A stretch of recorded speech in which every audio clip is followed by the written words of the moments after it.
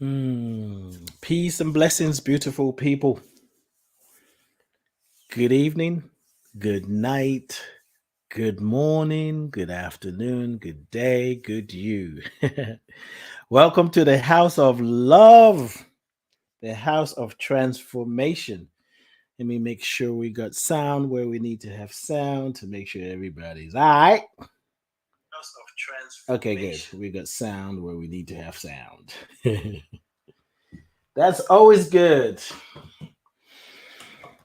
Ah, how are you breathing? Is your mind at peace? How's your heart? Is your heart light? Is it heavy? Or is it numb? Or do you know? Hmm. Let's take a deep breath. Let's do that before we jump in deeper into this conversation that I'm having tonight. Just making sure. All right, let's take a deep breath together.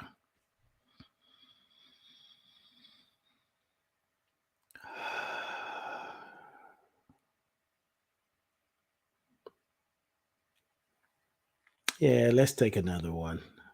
A deep breath in and breathe out.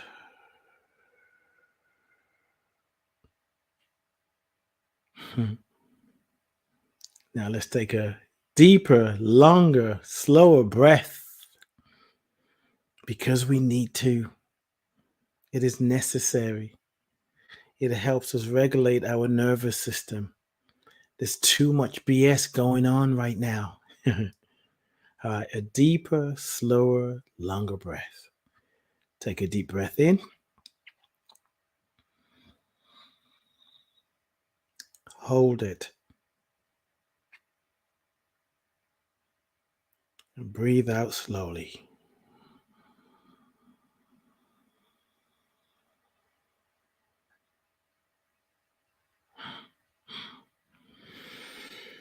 Welcome. Thank you for being here. Thank you for taking the deep breath. And if you didn't, you can now. You know, we take those simple things that make a big difference. We take it for granted.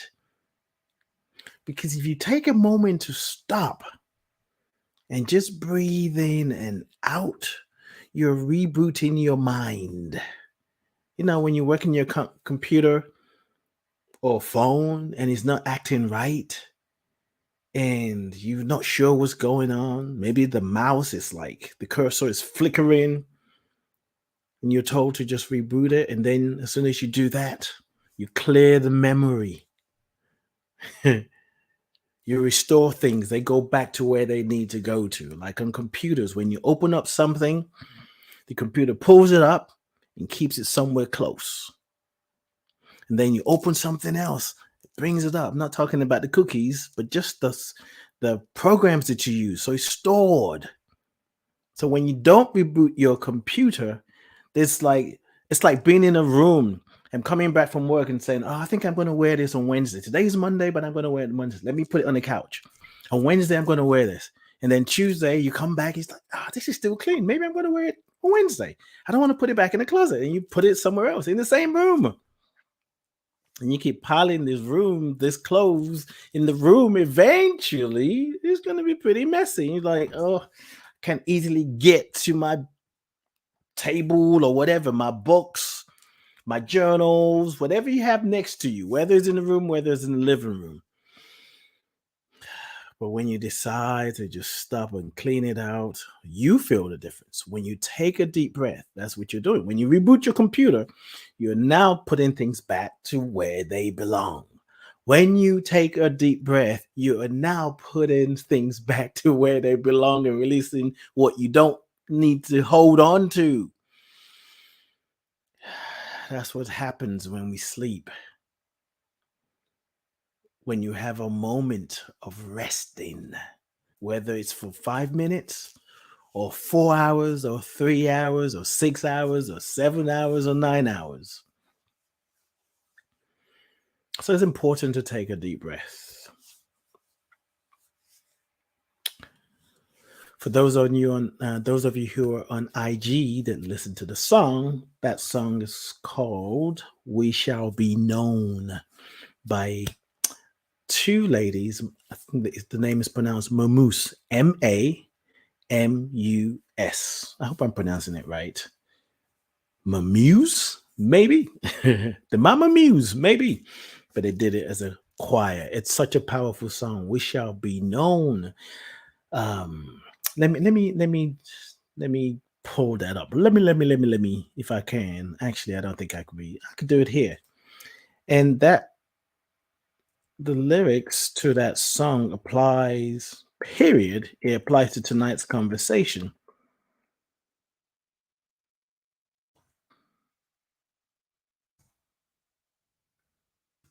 We shall be known. So for those of you who are watching, listening on IG, well, Facebook or YouTube or LinkedIn, if you don't know the song, and even if you do, just listen to it again. I can't play it on Facebook, YouTube, and LinkedIn. I don't know the music thing on, the copyright stuff there, but I know about Facebook and YouTube. We shall be known by the company we keep, by the ones who circle round to tend these fires.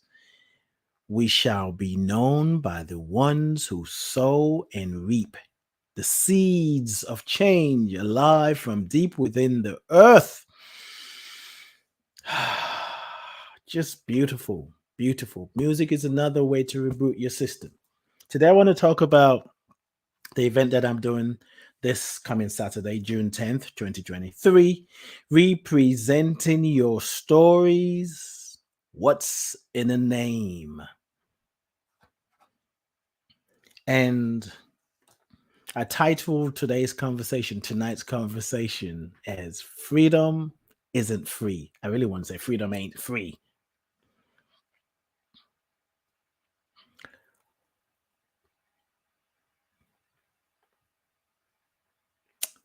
We hear freedom often, the freedom fighter. I just want to be free. Freedom is what we need. Love is what we need. Those spiritual qualities are sometimes experienced as if they don't exist. We communicate from the place that there's some things that need to change in the outer world for us to feel free inside. Now, don't get me wrong. There are some things that need to change in the outer world.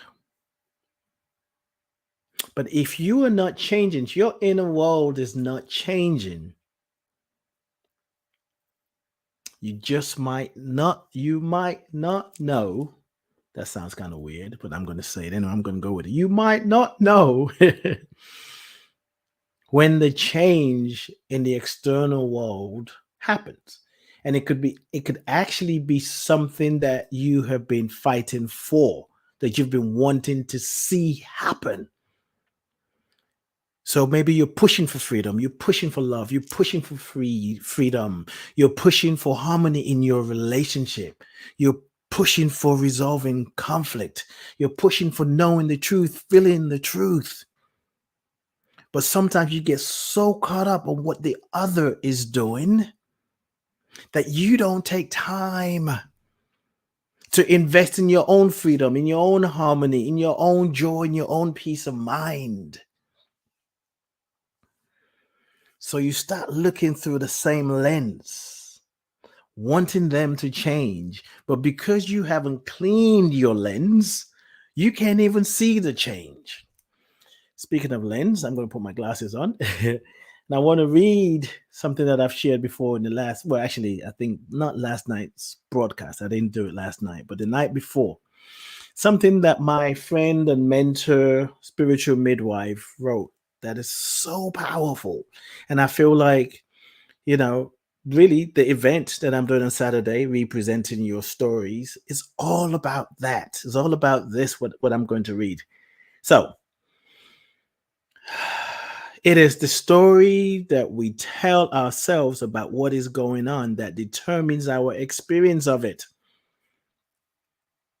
If you've heard this in the last the first broadcast I did, or maybe in the other stories that I shared, my stories about the fear of rejection, just listen again. Just because you've heard it before doesn't mean you've heard it before. Listen differently. It is the story that we tell ourselves about what is going on that determines our experience of it. It is the stories that we tell ourselves about what is going on that determines our experience of what is going on. Just just let that marinate for a minute. You're looking at something, you're seeing what is happening, and this powerful truth, because that's what I'm going to call it, is saying, yeah, something is happening, but what determines how you experience what is happening is really about the story you're telling yourself. Sometimes there's more to read, but that people can get lost in that. Like, wait a minute, just stay with me. And if you have any questions, feel free to share it. I'll address it around that. As like this whole, it's not a quote, it's a paragraph. Our experience is not the facts of what has happened or is happening, but how we name it.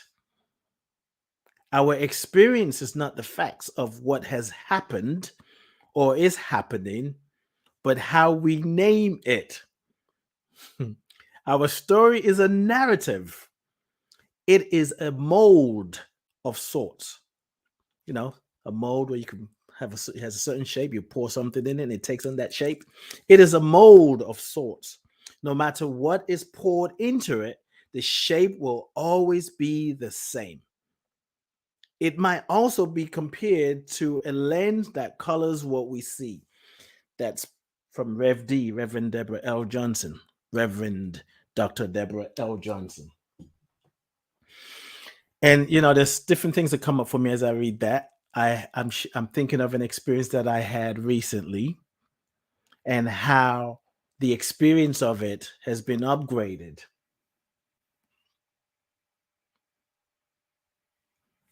So much is just bubbling up for me, and I got to slow it down. So let me talk about this, what came up for me as I read this. So some of you watched my story about my fear of rejection. And when that came up to be healed, it's been there for a long time. I've noticed it in the past. I've spoken to it. But about a week ago, maybe just a little over a week ago, excuse me, just a little over a week ago, it came up to be healed. It's like all the pruning that I've been doing over the years gave it permission to finally come up. Like, this is the final part of it. I'm not going to go too much into that, but what I will say is, as I was experiencing my memory and my experience of the fear of rejection, it was painful.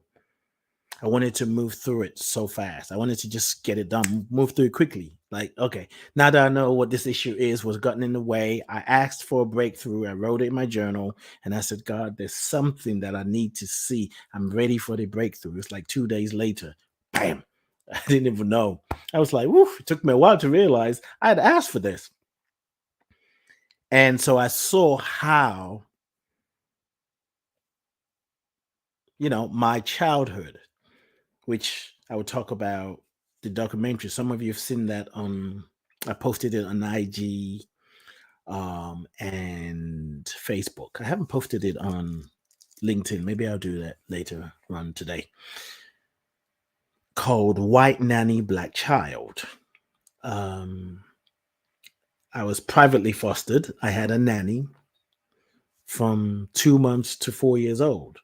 I saw my biological mother every week, every weekend, because my nanny will come one weekend to London, and then my parents would come to Hastings, where I was with my nanny. The Hastings is outside of London. And how I remember, how I name my experience with my nanny, living with the nanny most of the week, and then see my parents just on the weekend. I saw that it was a catalyst for me dealing with that fear of rejection. Like I said, there's more, that's a whole show by itself. And about a week ago, when it came up to heal it, really, because I was ready, I sat with it. There was no judgment, just recognizing what is. Yesterday, I think, and I've also shared, when I'm doing something, an event, it's like something wakes up in me that calls me, that activates me to be the work that I'm facilitating or hosting. So when we're talking about representing your stories, I'm having to represent my stories, not just represent it, but represent it. So a few days ago, I was doing my spiritual practice. Yesterday, I was journaling and doing my prayer and meditation. And this is another long story that I'm not going to go into, but an idea of love came up as it relates to me. And what the spirit said to me was, you had so much love, and not just I had it and I don't have it anymore, but in that time and now, but you have so much love. You had so much love when you were an infant that you needed two mothers to parent you. I called my biological mother the London mother, and my nanny the Hastings mother. I'd never seen that perspective before. I'd never thought of it. And when I heard that, it was a mind shift. It was a mind shift. It's like, wow. So I don't have to think back. It's like, well, my mother, biological mother, wasn't with me when I was a baby, an infant, as much, and tell that story. I mean, I'll tell the story because it's true, but there's two sides, like truth. Truth cuts both ways. Yes, as a human being, a spiritual being in a human body, I probably did miss. I'm sure I did. I missed the connection to my biological mother. But then on a deeper level, when I zoom out, it's like the rest of the story is, you needed two mothers. And you certainly didn't need a mother who has to go to school to learn and don't have time for you. So you need somebody, a nanny, to take care of you. So that was a shift. That was a representation of my story. And as we allow ourselves, whether it's allowing ourselves, we're taking conscious steps, deliberate steps to changing the narratives that we have been telling about our life, to change the story, the narrative that we're telling about society. Now, I understand when I talk about this, it could easily be seen as, I'm only talking about, you got to change your individual story. We are affected on so many levels, not just by your own story, but there's a collective story as well. The collective story has within it the cultural story. It has a traditional story, a structural and systemic story.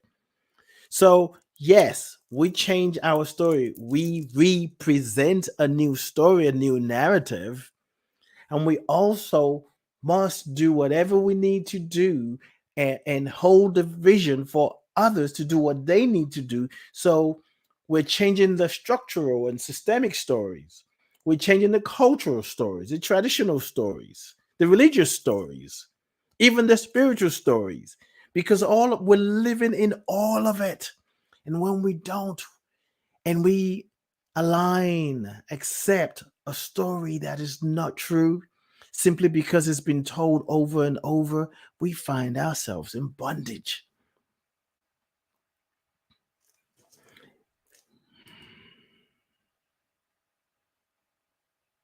Freedom isn't free. You got to give up something. You got to do the work. You just have to. But you don't have to as an obligation if you want to be free. There is no way around it. You've got to do the work. You can intellectualize it all you want. Your heart knows that capital S self that is powerful, grateful, successful, and creative knows the truth.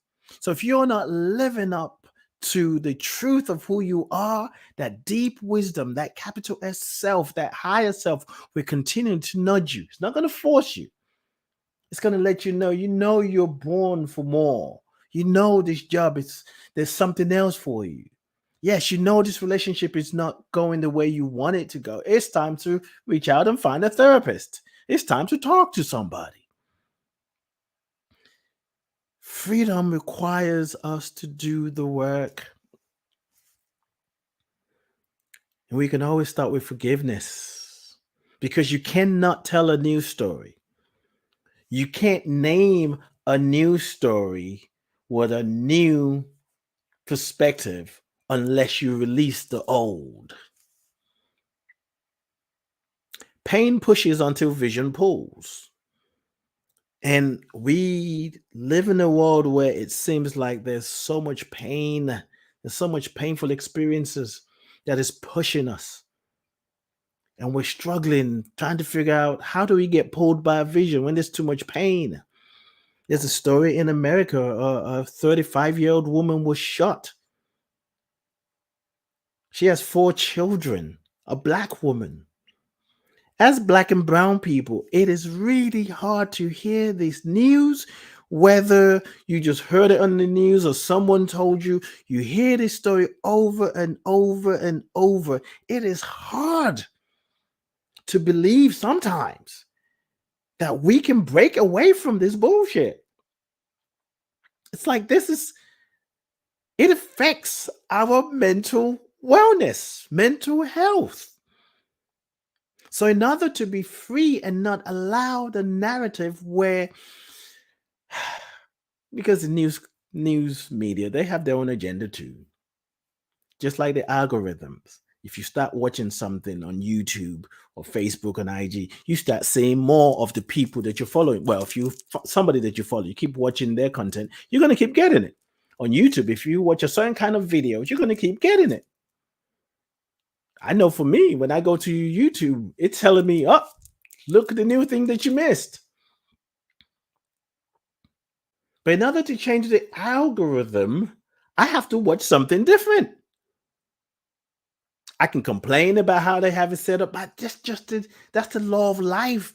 Whatever you focus your attention on, you're going to see more of.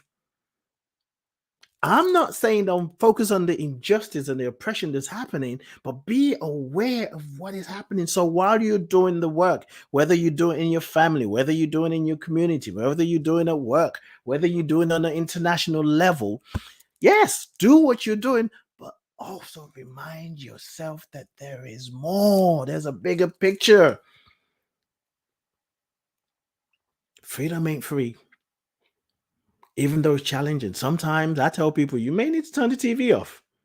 You may need not to, maybe choose not to go on social media for a day or two or a week. You got to literally plant something in order to reap a harvest.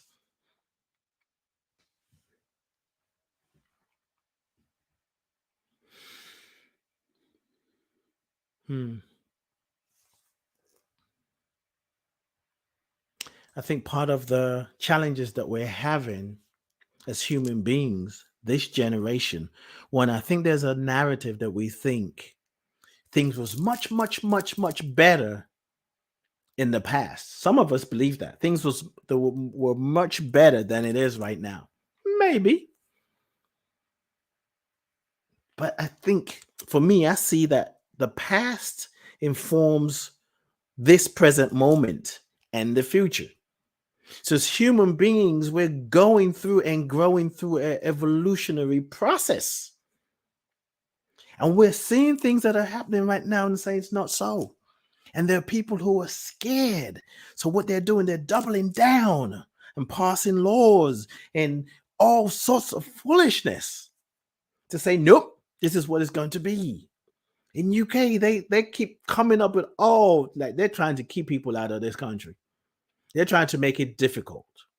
The immigration service, you apply for a visa, you spend so much money, and if they deny you, some of you who've applied for visa would know, they deny you, they don't say to give you back that money. Thousands of pounds or dollars. You don't get that money back.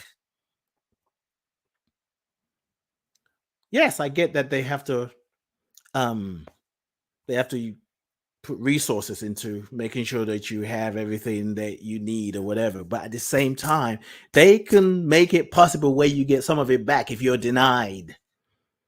That's just, yeah. Anyway, anyway. Hmm. Freedom ain't free. And what are you willing to give for your freedom? What are you willing to stand for?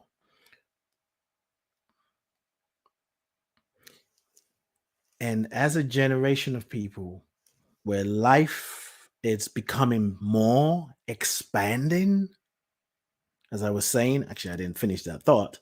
Some people are so afraid that they're doubling down. They're afraid of the new. They're afraid of changing. So their fear, they internalize it. It doesn't feel good. So they project it. Black people are evil. Black people are criminals, are thugs. They're lazy and whatever. They don't belong. They're less than human because they're dealing with their own dis-ease of the soul. So much so they convince themselves that they're better than another. Sometimes it's about gender. You see people just go all out. We talk about the LGBTQ agenda and what they're doing to our children. Maybe there is an agenda, but we also have to look at it like, wait. There are some people. Well, let me phrase that differently. There are people who are living the life that are not part of the agenda. The agenda is their life. They're constantly dealing with it because they're in the body and they feel different and they're struggling. They are thinking, having suicidal thoughts. And if they commit suicide, we say, it can't be that bad that you're going to commit suicide. Commit. It's not an offense. It's not a criminal act. It can't be that bad. Ooh, they're going to go to hell. Or why didn't they talk to nobody? Why didn't they talk to somebody? Well, maybe they could have talked to you if you weren't so angry. If you were willing to learn more about things that you don't understand. Because you think there is this holy book that have told you this is the way it is, period. We got to challenge some of our beliefs. We got to challenge our religious beliefs and say, is it true? Is it true? We even have to challenge our spiritual beliefs. The kind of belief that says, well, I can't change that situation, so I'm just going to be in my own place and do the loving thing. Yeah, okay, if that's the guidance you're receiving, that's fine. But however, if all of us just say, well, I'm just going to be in my vibration. Maybe if we're all in our vibration, whatever that means in that moment, I don't know. There's got to be an action to change something. So whether your action is how you parent, whether your action is in your community, at your job, and using what you know, expressing it, you've got to do something. Just ignoring like, well, I can't get involved in that. People are dying. Spiritual truth means nothing if you can't apply it. To create, to manifest, it's got to be thought. That everything starts with a thought, word, and action. A thought, a word, and action brings about shift, change, creation. Some of us would just want to have the thought.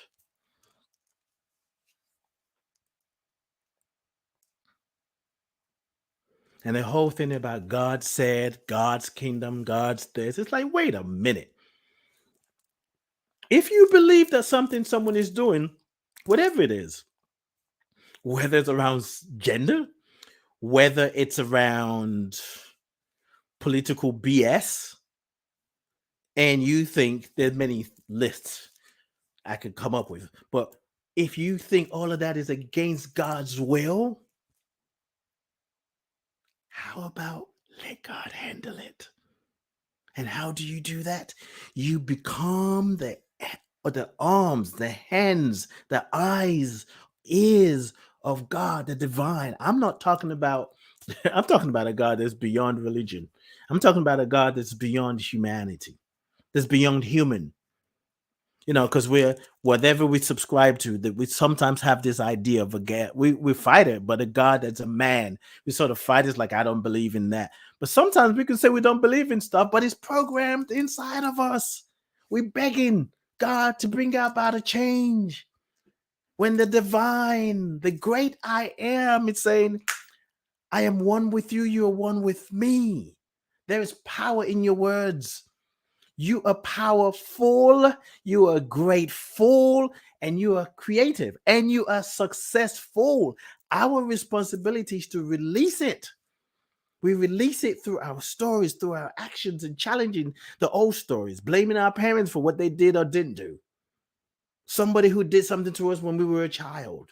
Yes, it's traumatic and it's hard sometimes to break away from that, but we must be willing to invest in our own freedom if we want to be free.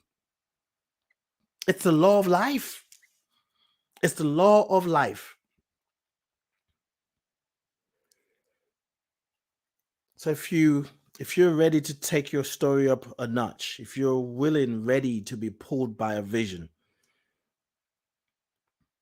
if you're willing to be the change you want to see in these trying times,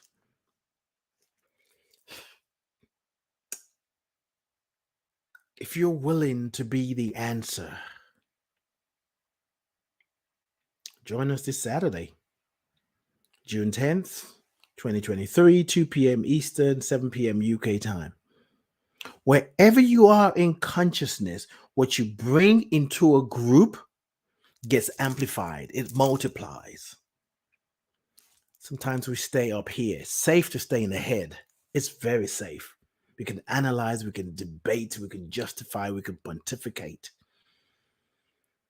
But if we allow ourselves to just stop, take a deep breath, and let all that conversation, the pain, the suffering, the struggles that we've experienced and what we're seeing in the world that we don't like, and just allow it to settle.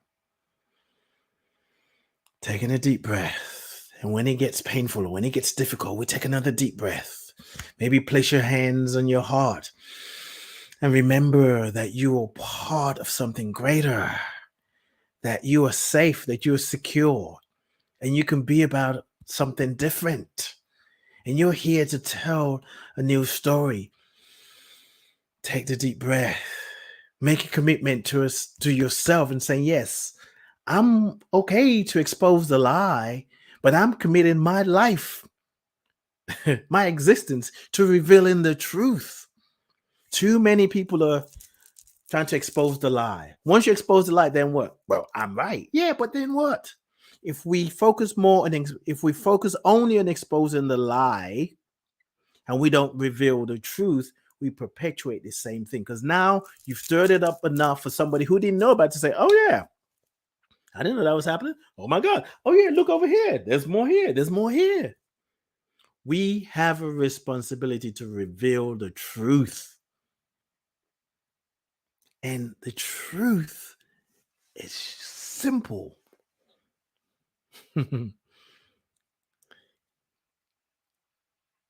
Are you free enough to express your mistakes, to talk about it? Are you free enough to allow your your vulnerability to just hang out in spaces? Are you free enough to talk about things that you feel ashamed about?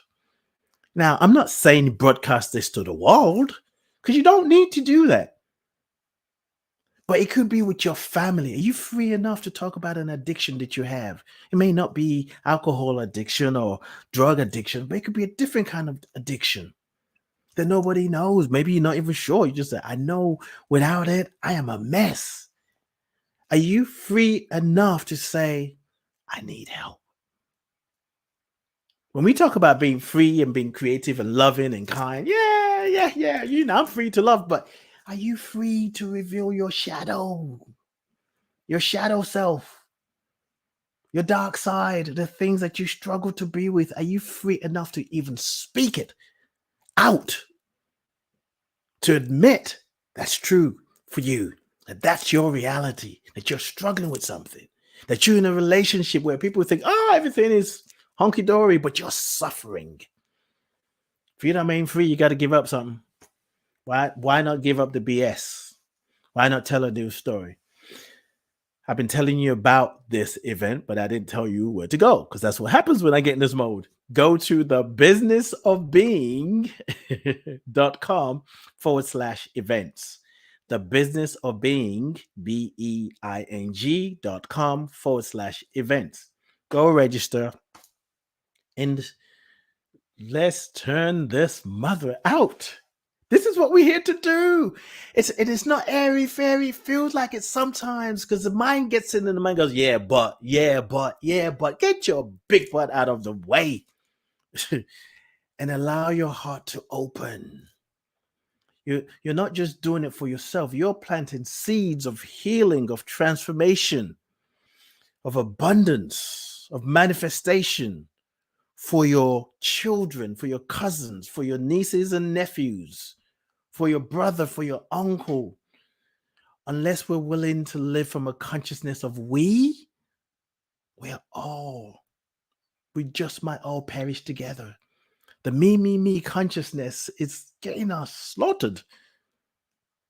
We got to elevate, rise above, and ask ourselves, what does it mean to live from a consciousness of we? Even the we's that I can't stand. The we's that get on my nerves. The freedom is in the we. Because we are one. And that's not, I say this often, it's not just something that you say because it sounds good. To live from a place of consciousness or oneness, the consciousness of oneness.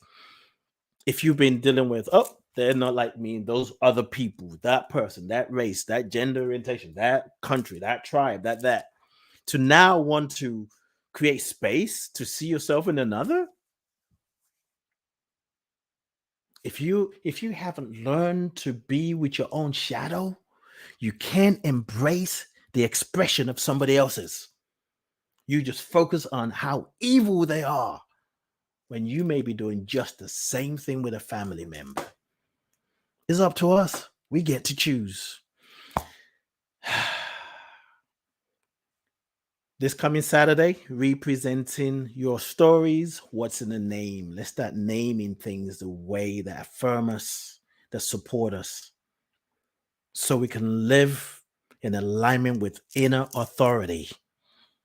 Inner authority. You become the author of your life. So as an author, you are the authority of your life. And that inner authority, nobody can take it away from you unless you're willing to just give it to them. Like, do what you will with me. What I have to say or do doesn't matter. What's the point? It's only me. No. We got to wake the flip up. Create communities and do things that we thought of and we think. Join me on Saturday. I'm not trying to do that session today. The business of being.com/events. All right. I love you. I bless you. I appreciate you. And I thank God for you. Let's believe in our divinity, in our power. And for those of you on Facebook, YouTube, and LinkedIn, I want to tell you about a song that I'm going to play for those on IG, because I can't play it here. check out, even if you know it, go right now. I almost played it, but I won't. It's called I Am. It's by a group called Beautiful Chorus. Beautiful Chorus. And this song is featuring India Arie. It's called I Am. It's about 4 minutes long. If you're able to, I invite you to play it as soon as you finish watching. Before you go do anything else, it's easy to say, I'll do it later. Give yourself 4 minutes to listen to it, close your eyes, and let the words of that song speak to you. I'm not going to read the lyrics to you. Just listen to it. Those on you on IG, you get it. Thank you, thank you, thank you. I'll see you tomorrow night. Peace and blessings.